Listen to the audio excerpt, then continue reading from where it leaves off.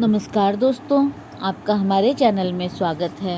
आपके घर में कोई करता है हरतालिका तीज, तो जानिए तीज की हर ज़रूरी बातें।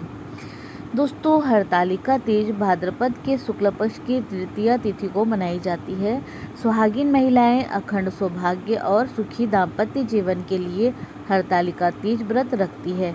ऐसा माना जाता है कि विवाह योग्य युवतियां सुयोग्य वर की कामना से भी हरतालिका तीज करे तो उन्हें निश्चित रूप से सुयोग्य वर की प्राप्ति होती है। इस वर्ष हरतालिका तीज पर 14 वर्ष के बाद रवि योग बन रहा है, जो कि पूजन और व्रत के लिए अति उत्तम है।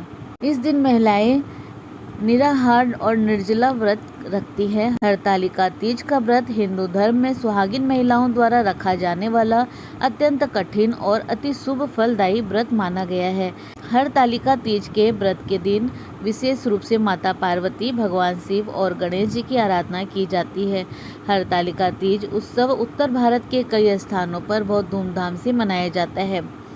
हरतालिका तीज का समय भाद्रपद मास के शुक्ल पक्ष की तृतीया तिथि का आरंभ 8 सितंबर दिन बुधवार को रात्रि के 2:33 पर हो रहा है और यह तिथि 9 सितंबर को रात 12:18 पर समाप्त हो रही है। ऐसे में उदया तिथि 9 सितंबर को प्राप्त है, इसीलिए हरतालिका तीज का व्रत 9 सितंबर दिन गुरुवार को पूर्ण विश्वास से रखा जाएगा। हरतालिका पूजन मुहूर्त। सुबह का मुहूर्त हरतालिका तीज की पूजा प्रातः 6:03 से सुबह 8:33 के मध्य करना उत्तम है। प्रदोष पूजा मुहूर्त। हरतालिका तीज की प्रदोष पूजा के लिए शाम 6:33 से रात 8:51 तक मुहूर्त है। हरतालिका तीज व्रत के नियम। हरतालिका तीज व्रत निराहार और निर्जला रखा जाता है। कई जगह इस व्रत के अगले दिन जल ग्रहण किया जाता है। हरतालिका तीज व्रत एक बार शुरू करने के बाद बेवजह नहीं छोड़ा जाता है और यदि आवश्यक हो तब किसी सुयोग्य ब्राह्मण के सपूत आदर सत्कार से कर दिया जाता है। इसे प्रत्येक वर्ष विधि विधान से रखा जाता है। इस व्रत में सोना वर्जित है। रात्रि जागरण का विशेष महत्व है। इस व्रत पर भगवान शिव, माता पार्वती और भगवान गणेश जी की काली मिट्टी से प्रतिमा बनाई जाती है और यदि बनानी संभव न हो तो बनी बनाई भी आप ले आए और पूजन कर सकते हैं। ऐसे करें पूजा। सर्वप्रथम पूजा स्थली पर एक चौकी रखिए, फिर उस पर केले के पत्ते रखकर भगवान शंकर, माता पार्वती और गणेश जी की प्रतिमा स्थापित करें और यथाशक्ति पूजन करें।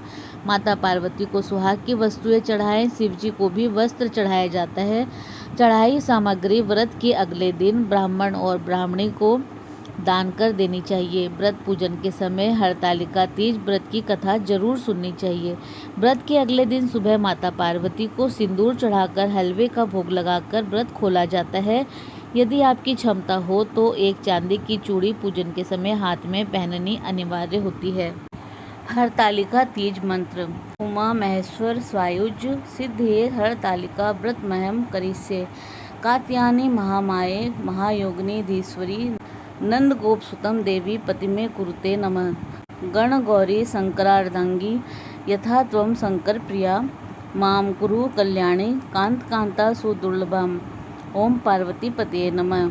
चंद्रमा को अर्घ देने की विधि। तीज पर संध्या को पूजा करने के बाद चंद्रमा को अर्घ दिया जाता है।